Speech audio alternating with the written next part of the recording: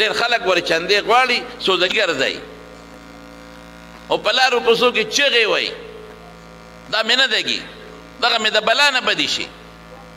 سوداګي او په موټر یې لوسپیکر تړلی او په کوڅو کې ګرځي خدای مو بخا جومات جوړېږي مدرسه جوړېږي چنده راوړی 10 روپۍ ورکړي خدای مو بخا 10 روپۍ پلانکي راوړی خدای ته واړه جنت ورکړي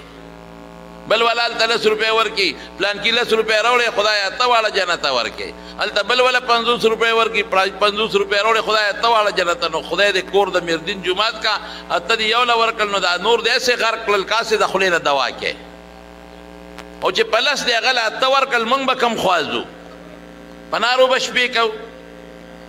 دا ټول دروغ لګیایي اته جنتونه نشته ښه دروازې اته دي او جنتونه بې شمېره دي ما یو ځل د شیرګل علاقې سره روان وم یو پیزو ډېر ملګري پېژنې خو نوم یې نه علم هغو چنده غوښته نو هغه څه وایي ظالم بچی هغه سم را ګرانېولی و وی خدای مو بخښه که نغدې نه د چرګو هګۍ راوړی مې دې ته فارموله وایي ځکه زنانه خوړه نرمي که نه هغې سره خو د چرګو هګۍ وي دا یو ماشوم 4-5 هګۍ انډې په لاسو کې نیولي دي او زغلی یې اوس نو هګیوال بچي دا خو چې ته له دې کوڅې نه وځې خو ښکارې به دې غونډه ډکه کړې داسې هګۍ خو هم په 15-20 روپۍ کېږي که نه مې دا ناشنا ټکې دې رایستی دی چرګو هګۍ راوړی نو چې داسې مخکې شو که نه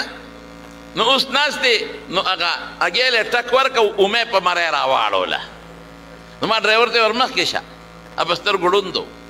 چې ور مخکې شو مې پیدا لوډ سپیکر دې بند که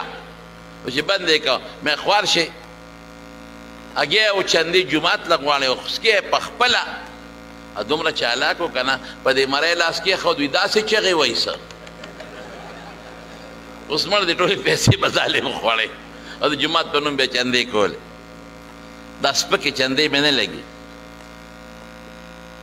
سوداګو کې ګرځي او په لارو کوڅو کې زموږ یو مولوي صاحب ظهور الحق موسی تنګي هغه ما ته وي پخوا به دا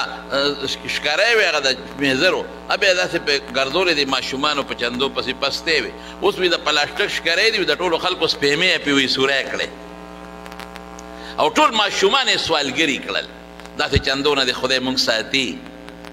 د شریعت د قاعدې مطابق او د عزت دپاره رسول الله مبارک چنده کړې ده د تبوک د غزا دپاره او صحابه کرامو له هم کړې ده